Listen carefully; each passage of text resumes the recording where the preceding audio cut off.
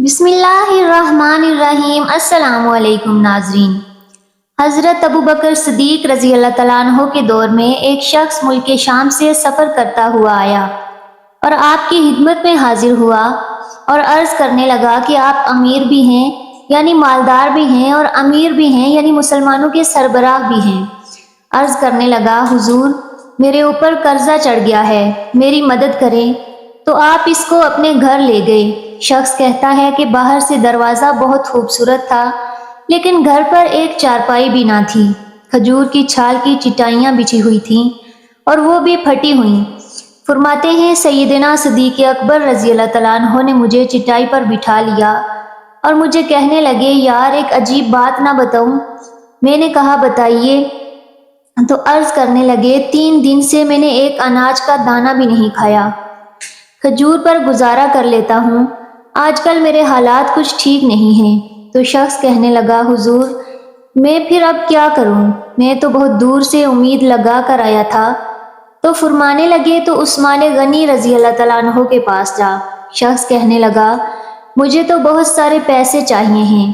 تو آپ نے فرمایا، تیری سوچ وہاں ختم ہوتی ہے جہاں سے عثمان غنی رضی اللہ تعالیٰ عنہ کی صحاوت شروع ہوتی ہے، تو جا ان کے پاس۔ وہ شخص کہنے لگا، آپ کا نام لوں کہ مجھے امیر المومنین نے بھیجا ہے؟ تو فرمایا، اس کی ضرورت ہی نہیں پڑے گی، صرف اتنا بتانا کہ میں مقروض ہوں اور رسول اللہ صلی اللہ علیہ وآلہ وسلم کا نوکر ہوں۔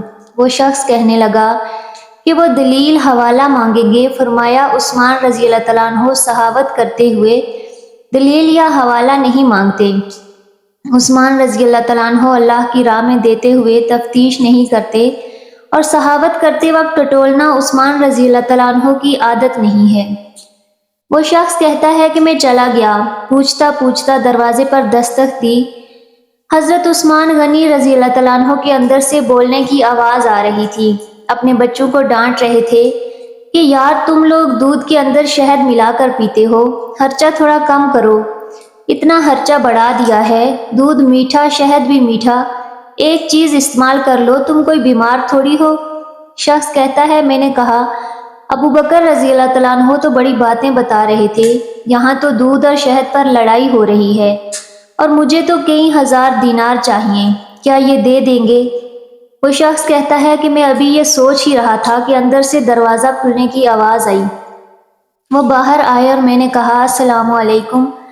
انہوں نے سلام کا جواب دیا اور وہ سمجھ گئے کہ میں مسلمان ہوں اور مخاطب ہو کر کہنے لگے، معاف کرنا، بچوں کو ذرا ایک بات سمجھانی تھی، آنے میں ذرا دیر ہو گئی۔ ان کا پہلا جملہ ان کے بڑے پن کا مظاہرہ کر رہا تھا۔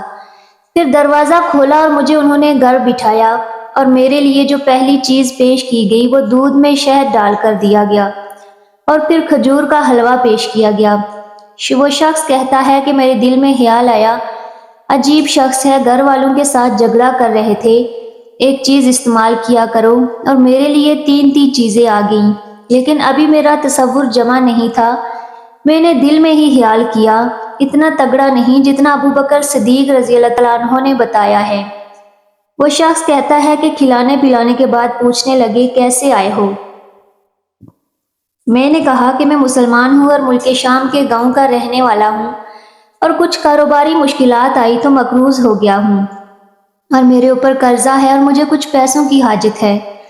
کہنے لگے، میں نے کچھ پیسے کہا تو انہوں نے ایک آواز دی تو ایک غلام اونٹ پر سامان لدا ہوا لے کر حاضر ہوا۔ وہ شخص کہتا ہے کہ مجھے 3000 اشرفیاں چاہیے تھی۔ ابھی میں نے بتایا نہیں تھا کہ حضرت عثمان غنی رضی اللہ تعالیٰ عنہ کہنے لگے کہ اس اونٹ پر تیرے لیے، تیرے گھر والوں کے لیے میں نے کپڑے اور کھانے پینے کا سامان اور 60,000 اشرفیاں رکھوا دی ہیں، اور تو پیدل آیا تھا، اب اونٹ لے کر جانا۔ وہ شخص کہنے لگا، میں نے فوراً سے کہا، حضور یہ اونٹ انہیں واپس کرنے کون آئے گا؟ حضرت عثمان فرمانے لگے، واپس کرنے کے لیے دیا ہی نہیں، یہ تحفہ ہے، تو لے جا۔ وہ شخص کہتا ہے کہ میں کہاں سے چلا تھا، ڈھونڈتا ہوا اور پھر مدینے میں آیا، اور جب مدینے میں آیا تو اللہ نے مجھے جولی بھر کے عطا فرمایا۔ کہتا ہے میری آنکھوں میں آنسو آ گئے۔ میں نے کہا، حضور آپ نے تو مجھے میری ضرورت سے کہیں بڑھ کر نواز دیا ہے، معاف کیجیے گا، میں سوچ رہا تھا دودھ شہد پر تو گھر میں لڑائی ہو رہی ہے۔